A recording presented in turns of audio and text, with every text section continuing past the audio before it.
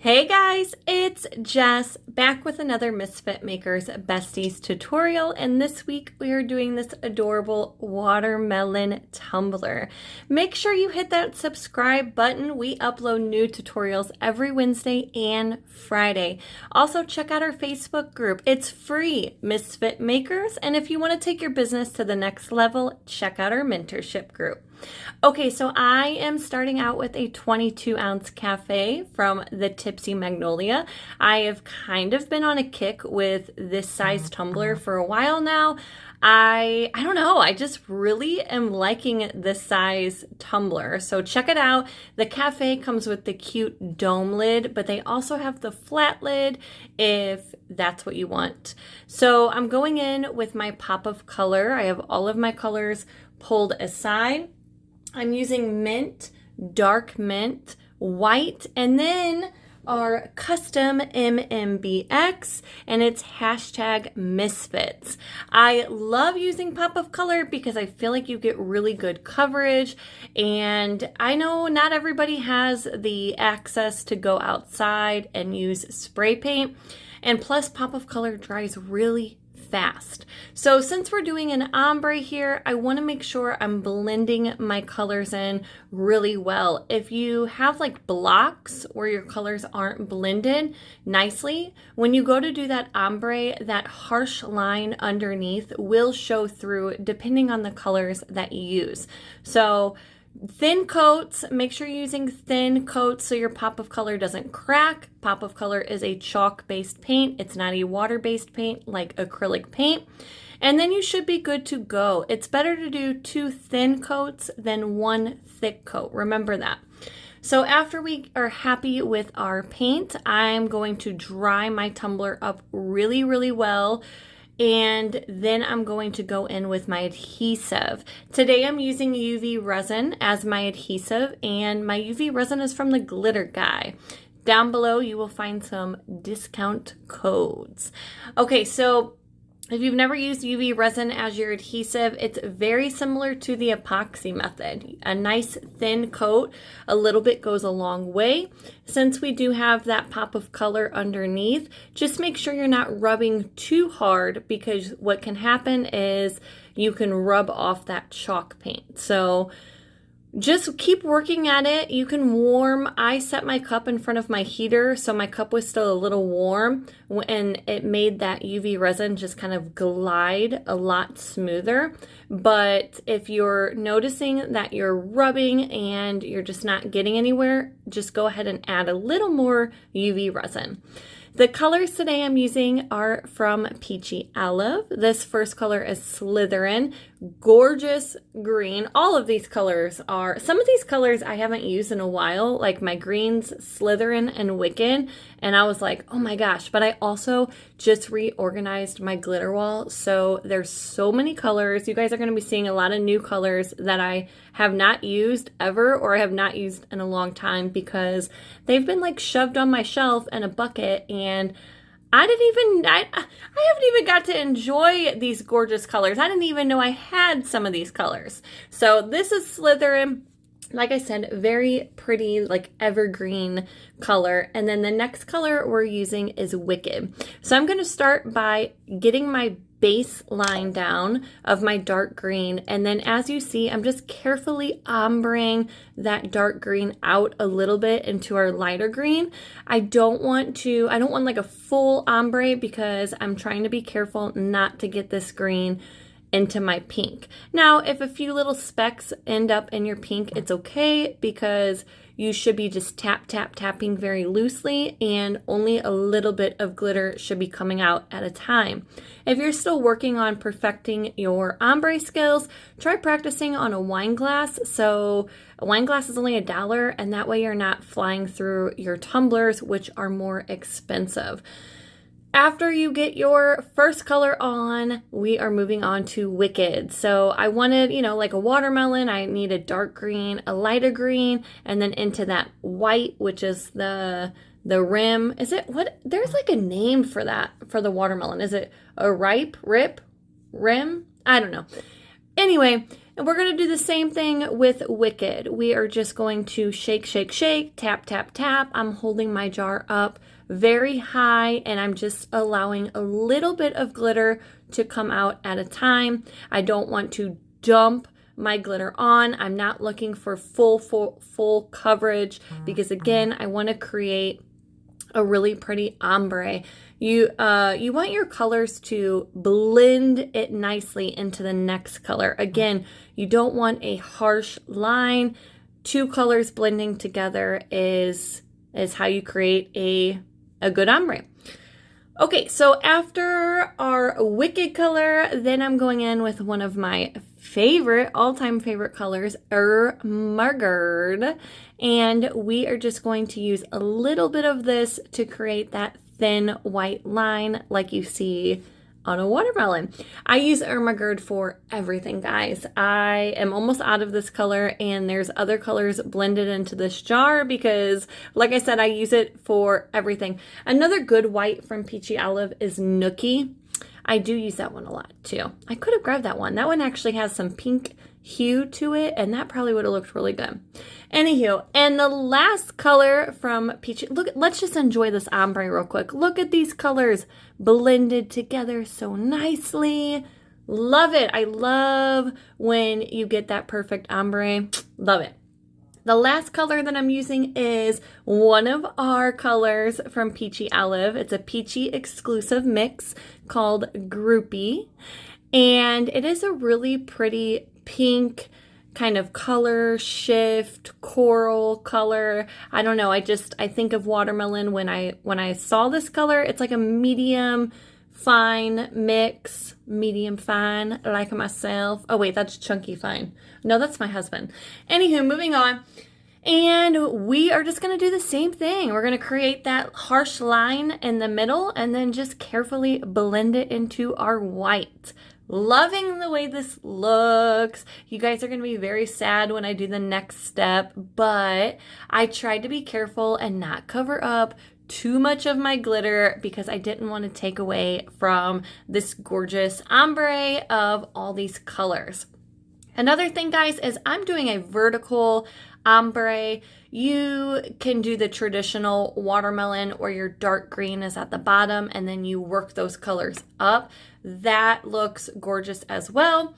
Some of you guys may not know, but I was one of the first to start these whole watermelon ice topper crazes back, I don't know, 4 years ago. Not the first. I didn't say I was the first, so don't come for me, whoever you are. But I definitely was one of the first. I made a bunch of mason jars, a peach one, watermelon, lime, lemon, you name the fruit, and I probably did it, and they went viral. And back then, we were using like styrofoam, like cutting a styrofoam ball out and then hot gluing it to the lid and then UV resining around it. It was crazy. So we have definitely come a long way from then. Look at that gorgeous ombre. So since we used UV resin, we are going to stick it underneath our UV light. My UV light will be linked down below. You can find these on Amazon. If you went to TumblerCon, you got one of these in your bag. So now I have two, which is amazing because I can work twice as fast. After your tumbler is completely cured and dry to the touch, it should only take a couple minutes. We're going to do a coat of UV resin on top. Now, it's like I said, very similar to epoxy. I don't want my UV resin dripping off my cup, but I want to make sure that I have my cup saturated and I have a nice good even coat all the way around. I did not seal this glitter before doing this step, so if you do not seal your glitter, just be careful that you're not rubbing too hard because I don't want my glitters to shift too much. Again, look at that ombre. I let it turn for about a minute and then I went ahead and torched any bubbles and then stuck it back underneath the light. After the first coat of UV resin, It was a little bumpy in some areas, but overall pretty dang smooth after just one coat of UV resin. But since I'm putting some decals on here, I want to make sure it is really, really smooth. So I just sanded down those rims and then did a second coat of UV resin. Once that was dry, I did a light sand and cleaned up my rims, and it was time to add my decals. I wanted to keep my decals very simple, so I just decided to add some watermelon seeds. I found these on Google. Just search watermelon seeds SVG, and a bunch of different images will pop up for free. Thanks, Google. So here, and my watermelon seeds, I'm not sure the size. I kind of played around with it. I believe they're like 0.2 by 0.3. They're pretty small. So I'm going to add these sporadically all over my pink area. And then once I am done with that and I'm happy, no need to seal or anything because I'm not using glitter vinyl or textured vinyl. This is just 651 black from Vinyl Fun for Everyone. I'm going to stick my tumbler back on my turner and we're going to do another coat of UV resin. So here is where I wanted to add another little element to my tumbler. It is gorgeous the way it is, and I could have definitely left it like that, but I wanted to add a little bit of dimension, especially since it's a watermelon. I really wanted to add some kind of layers to the green part. So I am going to use a Micas today, and I am going to use the UV resin method to apply them. So my Micas that I'm using are from Inspired Angels. I bought these way back when. I think she had a set of like 50 for $50 or something. So I was like, yes, I'm on that. I'm all about having multiple colors and the same thing. And these mica powders have lasted me forever. So first things first is I want to do a thin coat of UV resin over my entire tumbler. Again, your UV resin doesn't need to be falling off your cup, just a nice even coat. And then I put a little bit of UV resin, like 2.5 mLs, in separate containers for however many colors you're going to use. I'm using 3 colors, a pink, a green, and a white, so I have 3 little containers. Make sure you mix your mica powder up really good. What can happen is, since it is a powder, if you do not mix it up really well, it can, when you go to apply it on your tumbler, you can see like the little powders in your epoxy or in your resin. So just make sure you mix that up really, really well before applying to your tumbler.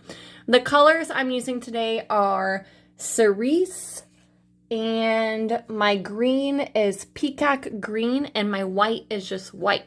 So again, I didn't want to take away from my ombre, so I tried to find this pink color matched beautifully. I wish it would have covered up the seeds just a little more because I wanted it to kind of look like a peekaboo, like some of the seeds peeking through the mica, but not covered all the way, if that makes sense. So I probably could have gone with a little darker pink, but overall I'm super happy with the way this turned out. So I'm just using my popsicle stick and I'm applying each color to the color where it fits. So my white, I'm just applying right on that white line, and then I end up adding a little bit of white to my green, and then the green to the green. And again, you're just going to play with this until you are happy with it. I didn't want it to overtake that glitter, so I really didn't add that much. I used that popsicle stick to kind of thin those lines out so I didn't have any little spermy heads on my cup. And again, this is just another fun element. You can do many things. You can use acrylic markers. You could spray paint your green section and do like a green wood grain. There's so many cute different ways to do a watermelon tumbler. After this is completely done and you are happy with it, stop touching it and walk away. We're going to stick our tumbler underneath our UV light. And then while that is curing, we are going to move on to our topper. You can't have a fun watermelon cup and not have the topper, right? So since my 22-ounce cafe comes with this really cute dome lid, this is what we're going to use. I went ahead and taped off the seal part so it would make cleanup easier, and I didn't get UV resin all underneath in those rigs and in the seal. After that's taped off, I went in with my #misfits pop of color, and I did a nice base coat over the entire lid. Oh, I also sanded my lid as well, guys. So sanded my lid first, then did my layer of pop of color, dried that really well, and then did a second coat of pop of color. You want to make sure you have a nice base coat on your lid, because if it is streaky, if you look underneath your lid, then you can see all those streaks. So 2 coats and you should be good to go. Eek, I love the way this cup is looking. I might keep this for myself. I don't know, guys. So after your pop of color on your lid is completely dry, then we are ready to go in and glitter it. So again, I'm going to do a nice thin coat of UV resin. Again, my UV resin is from The Glitter Guy. Also, pop out that little middle silicone spout and just set it aside. I usually put mine like back in the box so I don't lose it, because you don't want to get any glitter or UV resin on your little silicone ring. After you add a thin coat of UV resin and smooth that out all over the lid, then we're going to go in and glitter it. I'm using the same pink that I used on my cup, which is Groupie. And since it is a medium mix, just make sure that you take the time to pat down any little chunky pieces that may be sticking up. So I forgot to mention that I did the same thing on my tumbler. Just before I stuck it underneath my UV light, I just patted it down with my finger to make sure no pieces were sticking up and would give me a hard time later on. After I have glittered my cup, I will stick it underneath the light to cure about 3 or 4 minutes, and then I want to do a coat of UV resin on top. So I'll do a nice even coat of UV resin over the entire lid, and then stick it underneath my light. After 1 coat, it was not completely smooth, so I just took my sanding block and kind of sanded down the edges and sanded around the entire lid a little bit, and went back in to do a second coat. I want to make sure my lid is really smooth, because this is the last step to my lid before adding all, our ice and our watermelon and all of our features on top. So this is what you're going to be giving your customer. So again, I want to make sure that it is smooth and that I'm happy with it. So if you have to go in and with a 3rd coat of UV resin, that is completely okay too. After your lid is good to go, we're going to remove our tape and then just kind of clean up our lid just a little bit, but I will make sure I wash it really, really good before, well, I don't make custom orders anymore, but if I were giving this to a customer, I would make sure I wash the inside and get all of that loose glitter out really, really good, really well. Okay, here I am. Before I'm adding my ice and my watermelon, I'm just sanding the top area just a tad. Now, I will be using UV resin to add my ice and my watermelon. First, I want to start with my watermelon and get that added. My ice that I'm using, you can find on Amazon along with the watermelon pieces. I get this huge bag, and I want to say it was like $13 or $14, and you could probably do about 15 to 20 ice toppers out of this one bag. So you definitely get your money's worth. So I want to start with my watermelon and add that first, and then build up the ice around it. So I just added a little line of UV resin. I'm going to hold my watermelon in place and then turn my light on. And this, like I said, this only takes about a minute. After that, it is really easy. We are just gonna work our way all the way around our lid, adding all of our ice elements. You can just add a few pieces of ice, or you can build it up as big as you want. I just like to kind of fill my dome up And if there's any bare spots, I will try to add a little piece, like a little piece of ice. But for the most part, I don't go too crazy. So again, I'm adding just a little bit of UV resin at a time, and then about 2 or 3 pieces of ice before sticking it underneath my light. You don't want to go too big and try to do like the entire lid at once, because those pieces will not stick in place, or they will not stay in place, and they will be sliding all over. I just love these toppers. So cute.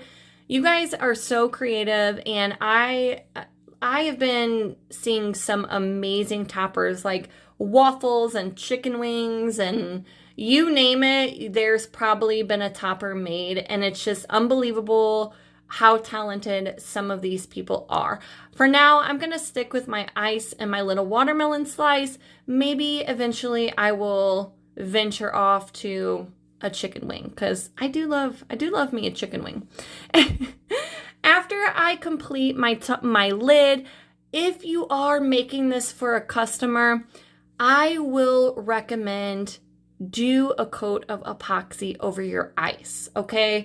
I used to do this just because UV resin should be enough, and your ice should not fall off, but why not double protect your lid, especially since you're selling these for $65, $70. So what you can do after you add your ice is just drizzle some epoxy, very small amount because you don't want it dripping off your lid, but drizzle your epoxy all over your lid so it really gets into those like crooks and crannies of the ice, and then let it fully cure. After it's fully cured, like I said, we will wash and scrub this lid really, really good to make sure that there's no ice pieces loose. And voila! What do you guys think? I am obsessed with this cup. I kind of wish I would have done the lid half green, half pink like the cup, but that's okay. You guys do that and then show me. I hope this tutorial helped, and if it did, make sure you leave a comment down below. I will see everybody later. Bye guys.